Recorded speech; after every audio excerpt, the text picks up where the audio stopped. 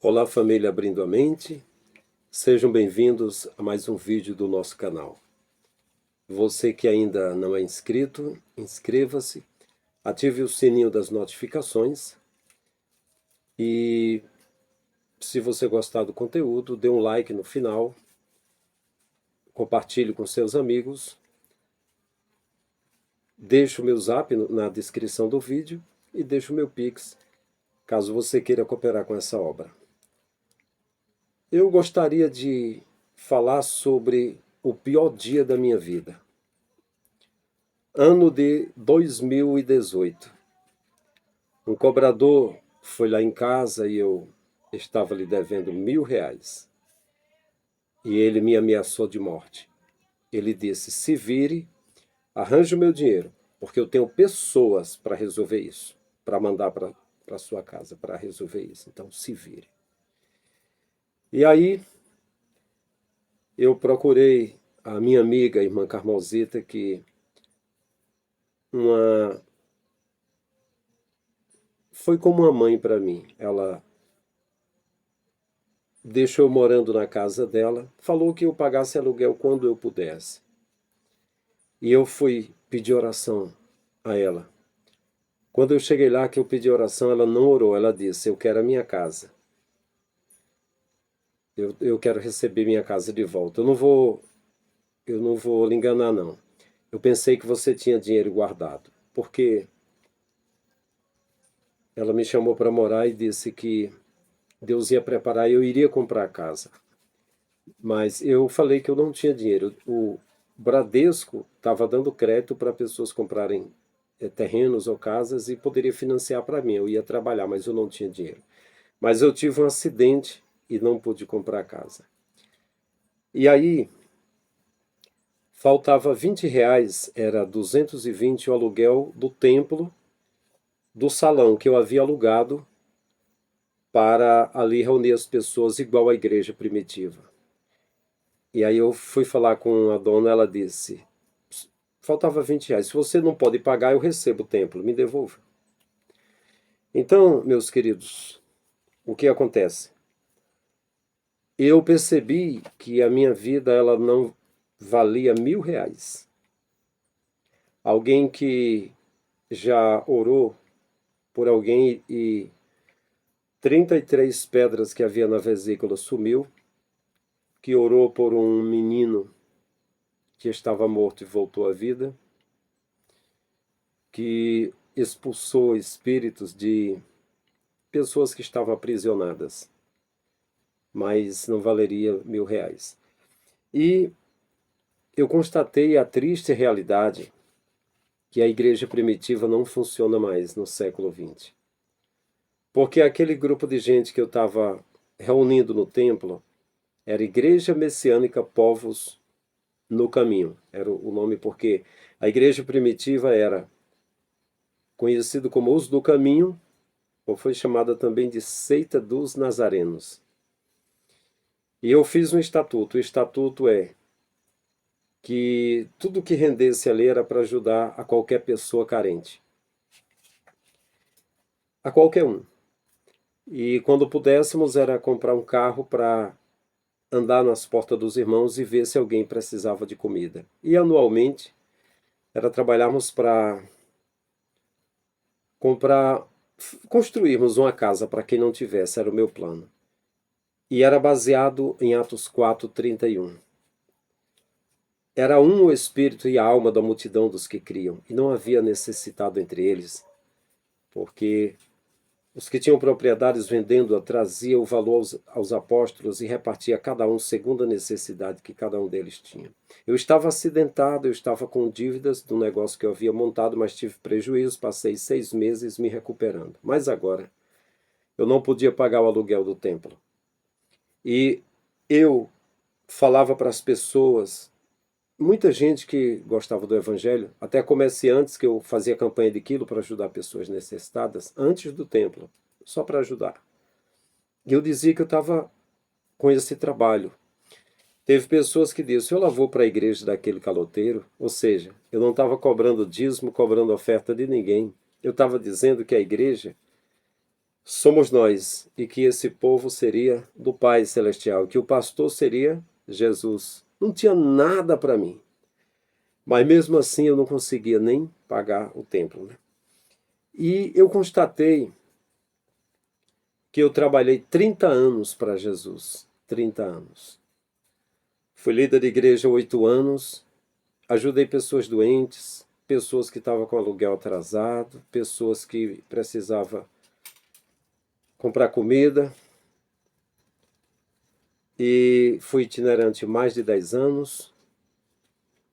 E nesse período eu reparti as minhas poucas ofertas que recebia, porque na maioria das vezes não recebia oferta. E cuidei de pessoas doentes, de pessoa com problemas psiquiátricos, mas eu não tinha uma casa para morar. E o que aconteceu? Eu não vou falar tudo o que aconteceu, até porque seria um vídeo muito grande, né? Mas aí esse período difícil, eu já estava arrumando as minhas coisas para entregar a casa à minha amiga, a irmã Carmosita, que foi um anjinho, ela é um anjo que ajudou, cuidou da gente, né? É porque os cupins, eles estavam uma moda muito grande de destruir as coisas das pessoas, e tinham pegado os meus livros, as minhas coisas, eu estava arrumando caixas novas e tirando e limpando os cupins onde tinha, e estragaram muita coisa. Estava dando trabalho, mas já estava entregando mesmo a casa. Eu não tinha para onde ir, não tinha muito como pagar aluguel, né? Na ocasião.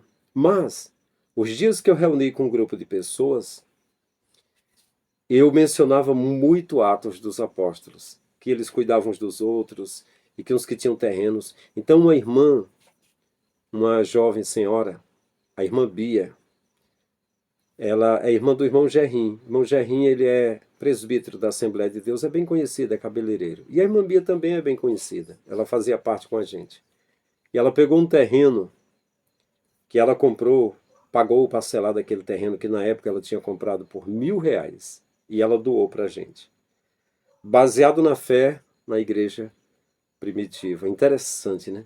Que de um local que tem todos os meus parentes aqui, com exceção dos que partiram, né? A irmã Bia foi uma das parentes da gente que fez mais do que alguns parentes mais próximos, né? Ela fez. Ela doou o terreno de R$ 1.000 que ela tinha para ajudar a gente. Então esse terreno a gente vendeu e aí foi a entrada para a nossa casa. E tem outra coisa interessante. Quando eu passei 1 ano e meio, assim que eu retornei em 2013 de São Paulo, que eu estava morando aqui para Lagoinha Quixeré, que é vizinho a Limoeiro do Norte. Eu tinha o costume de pegar o meu carro e fazer campanhas de quilo, sair no meu carrinho velho juntando 1 quilo de feijão, de arroz, óleo e até gás, algumas vezes eu consegui, para levar para alguma pessoa carente. E aí eu passava na casa do irmão Vladimir. O irmão Vladimir, ele tinha um caminhão e ele vendia material de construção, tijolo, telha. E eu passava na casa dele, ele gostava de conversar comigo. E eu sentava lá e eu lembro que uma vez, eu conversando com ele, eu disse, olha, tem um irmão do canal Verdade Oculta, o irmão Rubens, que ele estava dizendo uma vez que se um irmão tem vários carros, digamos, e ele vê o irmão dele, um irmão na fé, andando a pé e precisando trabalhar e às vezes sem transporte nenhum, e ele deseja que aquele irmão tenha um carro. Aí digamos que ele pega o carro dele e diz assim, irmão, como é que você pode me pagar esse carro que eu queria vender para você? E faz todo o negócio para que aquele irmão tenha o carro. Então, eu falei para ele, e ele guardou aquilo na mente, né? Então, quando eu entreguei a casa à irmã, a minha esposa foi ligou para ele, para o irmão Vladimir, que ele tinha uma casa para vender, essa casa que eu estou morando. E ele estava morando lá para o lado da Amazônia. Lá para o lado da Amazônia.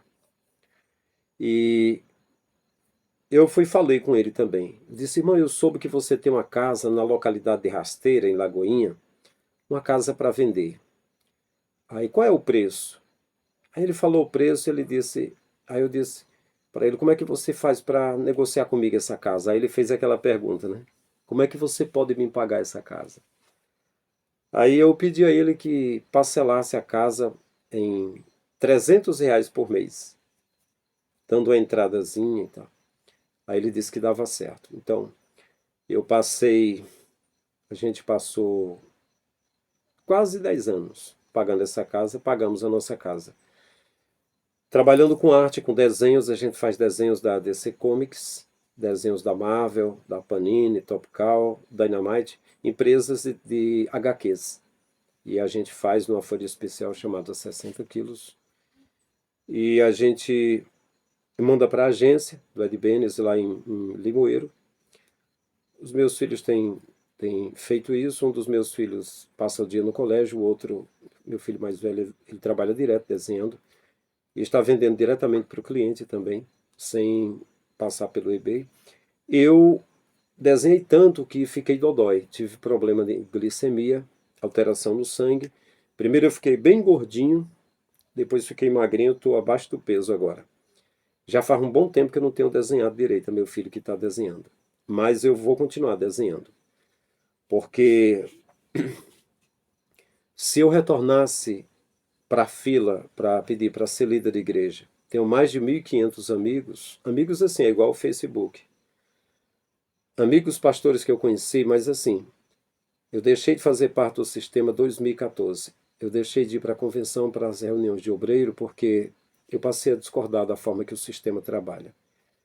Eu fui buscando mais e fui vendo que o que está na escritura não é a forma que é trabalhada no sistema. Então eu nunca tive a visita de ninguém. Se eu retornasse para lá e quisesse trabalhar, então eu iria experimentar o que eu já fiz. Eu ia tentar tirar da igreja um salário para mim, digamos que fosse um salário mínimo, e fosse notar quais são as pessoas carentes e ajudar essas pessoas até elas se estabilizarem. Então eu espalharia essa renda das igrejas. E isso não foi aceito. O próprio presbitério de uma das igrejas que eu trabalhei falou que não é assim. Que se o pastor fizer isso, se acostumar as pessoas ajudando as pessoas, a renda vai cair muito. Assim, vai ficar pouco para o líder e os líderes não vão querer trabalhar em igreja que tem uma renda pouca. E eu mesmo constatei isso. E para eu ficar sendo itinerante, eu insisti mais de 10 anos, mas sempre tive aqui e ali a luz cortada, a água, sempre faltou o pão, por quê? Se eu cobrasse um cachê, eu cobro 1.500, 2.000, 3.000, então os líderes acham bonito, porque eles trabalham com isso. E nem precisa tirar do bolso. Faz uma campanha com os irmãos, faz bazar, pede ajuda por fora, não mexe no bolso. Até porque líder de igreja não trabalha noutra coisa. É raro, tem alguns que trabalham, mas a maioria não trabalha. Então ele não gasta nada. Acharia bonito, mas aí, como falou, recentemente um líder para Vitória Souza, uma pregadora que cobrou um dinheiro, não sei se foi R$ 3.000. Ele disse: você vai falar meia hora, vai falar o que eu quiser, porque você é produto. Então eu não quis ser produto. Então ralei mais de 10 anos, mas vi que nunca teria como pagar minhas contas, não teria minha casa e não teria como criar os meus filhos. Então, resultado, estou trabalhando com as minhas mãos. Agora, nos últimos meses eu trabalhei pouquinho, foi meu filho que trabalhou mais, e eu tenho de retornar também porque a vida é comprada.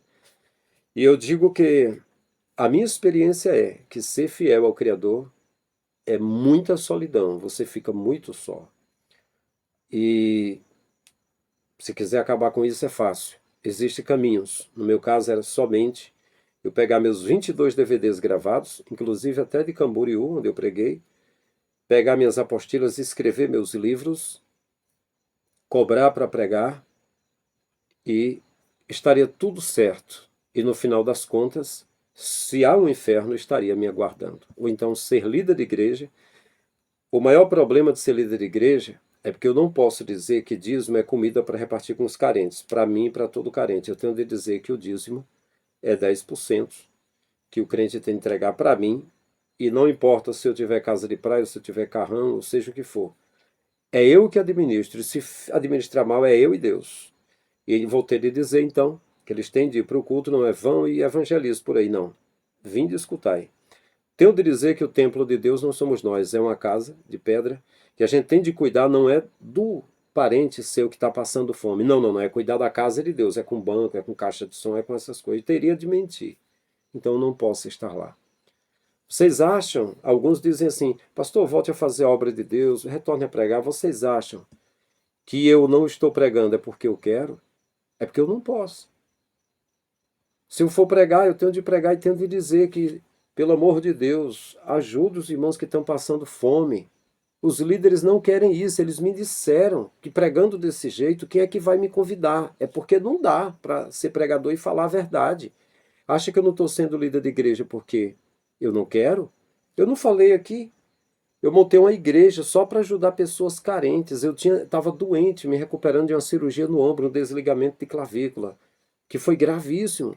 E porque eu tinha conta atrasada, algumas pessoas foram para a igreja onde tinha o dono da igreja, uma Hilux, uma casa grande, esbanjar a riqueza, e falou: "Eu vou para a igreja desse caloteiro. O povo nem merece, o povo nem quer. Eu ofereci a igreja que ajudasse as pessoas carentes. Nem quiseram. Eles querem coisa mais maravilhosa. Então, meus queridos, é isso aí. Esse foi o pior dia da minha vida. O dia em que alguém me ameaçou de morte. O dia em que a casa que eu morava, que eu já estava entregando, a dona disse: "Pois me entrega a casa." E o salão que eu estava reunindo, um grupo de pessoas, poucos, não tinham dinheiro para pagar o aluguel. Por quê? Eu estava já durante algum tempo pedindo ajuda para pagar o aluguel, mas eu não tenho esse dom. Eu não tenho o dom de negociar. Para mim, o templo não é uma loja. Não é uma loja. Deveria ser casa de oração, deveria ser um lugar que a gente reunisse para buscar ao Criador. Mas se você for fazer, você não negociar, não funciona. O negócio, o mundo favorece o negócio.